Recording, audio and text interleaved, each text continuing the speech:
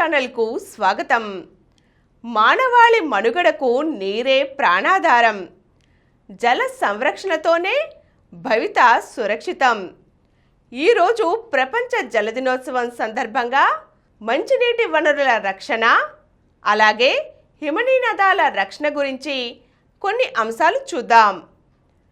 ప్రతి ఏటా మనం మార్చి 22వ తేదీని ప్రపంచ జల దినోత్సవంగా జరుపుకుంటున్నాం. ప్రతి ఏటా నీటి సంక్షోభాలను అధిగమించేందుకు ప్రపంచంలోని ప్రజలకు అవగాహన పెంపొందించాలనే లక్ష్యంతో నీటి ప్రాముఖ్యత, సరఫరా, సంరక్షణ అనే అంశాలను గుర్తు చేస్తూ ఒక థీమ్ ఇవ్వబడుతోంది. 2025 ప్రపంచ జల దినోత్సవాన్ని పురస్కరించుకొని హిమనీ నదాల సంరక్షణ, మంచినీటి వనరుల రక్షణ, వాతావరణ మార్పుల ప్రభావాన్ని అరికట్టే చర్యలపై చర్చించేందుకు ఉద్దేశించారు. ప్రపంచంలో లభ్యమయ్యే మంచినీటిలో దాదాపు 68.7% హిమనీ నదాలు మంచు పొరల్లోనే ఉంది. నీటి వనరుల లభ్యత సుస్థిరంగా సాగేలా చేయడంలో హిమనీ నదాలదే కీలక పాత్ర.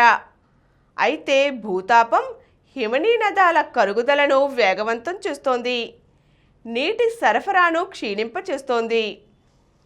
హిమనీ నదాల ఉపరితలం తెల్లగా ఉంటుంది, ఫలితంగా సూర్యకాంతిని తిరిగి పరావర్తనం చెందేలా చేస్తుంది. హిమనీ నదాల కరుగుదలతో వాటి స్థానంలో నీరు లేదా కాలుష్యంతో నిండిన మంచు ఏర్పడుతోంది.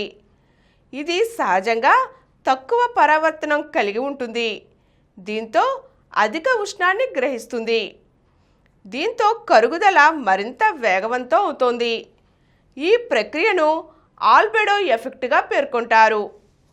ప్రపంచంలో సుమారు 1.98 లక్షల నుంచి 2 లక్షల దాకా హిమనీ నదాలు ఉన్నాయి.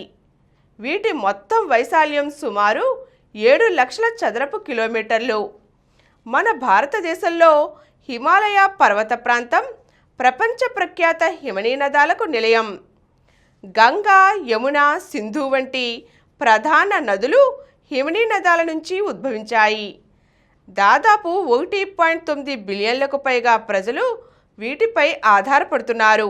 ఇందులో India, Afghanistan, Pakistan, Tibet, Nepal, China వంటి దేశాలు ఉన్నాయి. ఈ శతాబ్దం ప్రారంభం నుంచి హిమనీ నదాలు వాటి పరిమాణంలో 5% కోల్పోయాయి. ప్రపంచవ్యాప్తంగా ఏడాదికి సగటున సుమారు 27,000 కోట్ల టన్నులకు పైగా మంచు కరుగుతోంది. ఇది ప్రపంచ జనాభా 30 ఏళ్ల పాటు వినియోగించగల నీటి మొత్తానికి సమానం. హిమనీ నదాల కరుగుదల కారణంగా సముద్ర మట్టం పెరుగుతోంది. దీని ప్రభావం ఏటా 30 లక్షల మందిపై పడుతోంది. తీర ప్రాంతాల్లో కాలుష్యం పెరుగుతూ నీటి లభ్యత సంక్లిష్టమవుతోంది.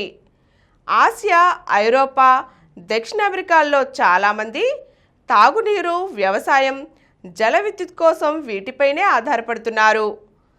దీంతో ఆహార, తాగునీటి భద్రతలకు సమస్య తలెత్తుతోంది. విద్యుత్ ఉత్పత్తి సమస్యలు జటిలమవుతున్నాయి.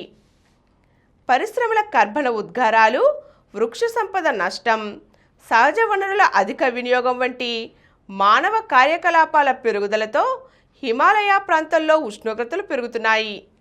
ఈ ప్రాంతాలలో సగటు ఉపరితల ఉష్ణోగ్రత పెరుగుదల 1.6 డిగ్రీల సెంటీగ్రేడ్కు మించిపోయింది. దీనివల్ల హిమనీ నదాల కరుగుదల వేగవంతమై సరస్సుల విస్ఫోటనం సంభవించి వరదలు రావడం, కొండచర్యలు విరిగిపడటం వంటి విపత్తులకు దారితీస్తోంది. హిందూకుష్ పర్వత శ్రేణిలో హిమనీ నదాలు ఇప్పటికే 65% మేర నష్టపోయాయి. హిమాలయాల మొత్తం మంచుకప్పు 40% తగ్గింది. ఉష్ణోగ్రత ఇలాగే పెరిగితే ఈ శతాబ్దం చివరి నాటికి హిమనీ నదాలు 75% మంచును కోల్పోతాయి. గంగా వంటి నదులు వర్షాకాలంలో వరదలతో, వేసవిలో నీటి కొరతతో సతమతమవుతున్నాయి. వాతావరణ మార్పుల ప్రభావంతో 90% హిమాలయ వ్యవసాయం వర్షాధారానికే పరిమితమవుతోంది. ఇది స్థానికుల జీవనోపాధిపై తీవ్ర ప్రభావం చూపుతోంది. దిగువ ప్రాంతాల్లో నివసించే కోట్ల మంది దీర్ఘకాలిక సంక్షోభాలు ఎదుర్కొంటున్నారు. హిమనీ నదాలను సంరక్షించాలంటే ముందు భూతాపాన్ని తగ్గించాలి, మంచినీటి వనరులను కాపాడాలి, పునరుత్పాదక ఇంధన వినియోగాన్ని ప్రోత్సహించాలి. ఉత్పత్తి విధానాలలో గ్రీన్ టెక్నాలజీని ఉపయోగించడం ముఖ్యం. పర్యావరణ అనుకూల పట్టణ ప్రణాళికలు అవసరం. ప్రజల్లో నీటి పొదుపు, పునర్వినియోగాన్ని ప్రోత్సహించాలి. మరోవైపు స్థానిక, జాతీయ, అంతర్జాతీయ స్థాయిల్లో బలమైన చట్టాలతో నిబంధనలు కఠినతరం చేయాలి. ప్రభుత్వాలు, పరిశ్రమలు, శాస్త్రవేత్తలు, సామాజిక సంస్థలు, ప్రజలు కలిసి పనిచేయాలి. హిమనీ నదాల సంరక్షణ పర్యావరణ పరిరక్షణ కోసమే కాదు, ఇదే మానవాళి భవితను కాపాడే మార్గమని గుర్తించాలి.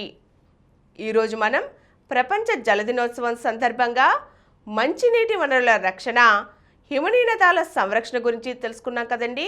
మరో చక్కని అంశంతో మళ్ళీ కలుద్దాం.